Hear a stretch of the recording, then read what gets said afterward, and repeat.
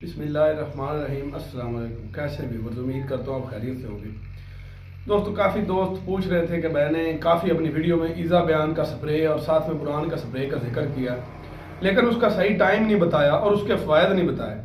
और अगर ईज़ा बयान का तो फ़ायदा ही फ़ायदा है, और लेकिन अगर बुरान का हम इस्तेमाल नहीं करेंगे तो नुकसान कितना आपकी फसल का, कितनी पैदावार आपकी फसल की कम हो सकती, कितना नुकसान हो सकता है। अब आपने कहना है कि यार अभी अगर उसके रेट की बात करें तो 1 एकड़ पे 200 से 250 रुपया खर्चा आता है, अच्छी कंपनी का बुरान मिल जाता है इतने में। लेकिन अगर 200-250 हम ना खर्च करें तो उसके बदले में हमारा 10 से 15 मन का फर्क आ जाता है।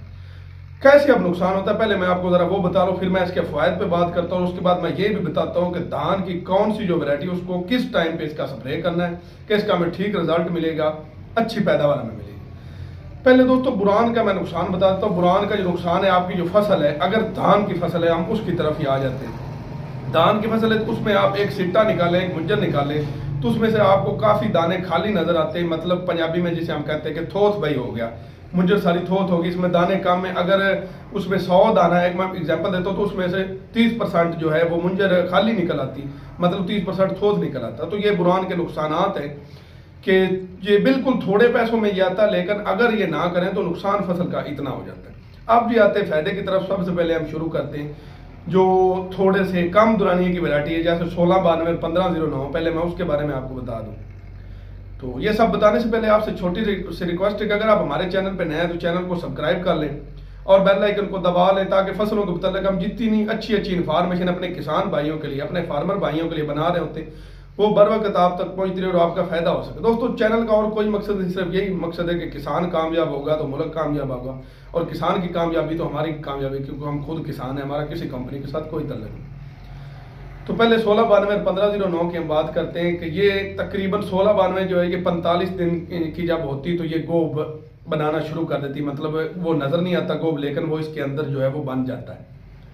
तो आइडियल जो वक्त है 50 दिन के बाद, जो 55 या 60 दिन में तो ये मुंजर निकालना शुरू कर देती। 50 दिन की जो फसल है, चाहे वो 1509 और चाहे वो 1692, तो 1509 और 1692 को आपने जब 50 दिन की आपकी फसल हो तो आपने बुरान और साथ में ईज़ा बयान कर देना। ईज़ा बयान है, इसमें अमाइनो एसिड है। अमाइनो एसिड अगर हम करेंगे तो हमारी फसल की जो पैदावार है, क्योंकि हमने पिछली दफा जो तजर्बा किया था 8 से 9 मन हमारी पैदावार ज्यादा आई थी। ये जाती हमारा तजर्बा, आधी फसल को हमने किया था और आधी को तजर्बे के तौर पर नहीं किया था। कुछ हमारी 70 मन के करीब पैदावार आई थी, उसको हमने किया था, बाकी हमारी 60-61 मन ये पैदावार आई। अल्हम्दुलिल्लाह बड़ी अच्छी पैदावार आई थी। तो 50 दिन की जो आपकी फसल है 1509 और 1692, ये जो थोड़े दुरानी की वैरायटी, इसको आपने ईज़ा बयान और कुरान का स्प्रे कर देना। उसके बाद अगर कनात की तरफ आ जाए, अल खालिद की तरफ आ जाए, जो कनात की नई वैरायटी है 17-28 की तरफ आ जाए, ये लंबे दुरानी की वैरायटी, तो इसको आपने 70 से 75 दिन की फसल को करना, क्योंकि ये 120-25 दिन में तैयार होती, तो तब इसके गोब का स्टेज होता है 70-75 दिन। तो इस स्टेज पे अगर आप इसको बुरान और ईज़ा बयान का स्प्रे कर देंगे तो इंशाल्लाह आपने मेरी बात याद रखनी और आपने कहना है कि भाई ने को मशवरा दिया था, आपकी पैदावार 15 मन तक ज्यादा आ सकती अगर आप अच्छे तरीके से कर दें।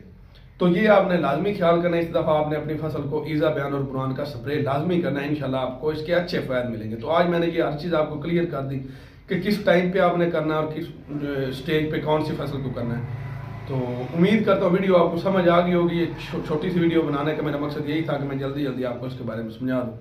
तो इसी के साथ ही मुझे इजाजत दे, हाजिर हूँ अगली वीडियो में। तब तक के लिए खुदा हाफिज़।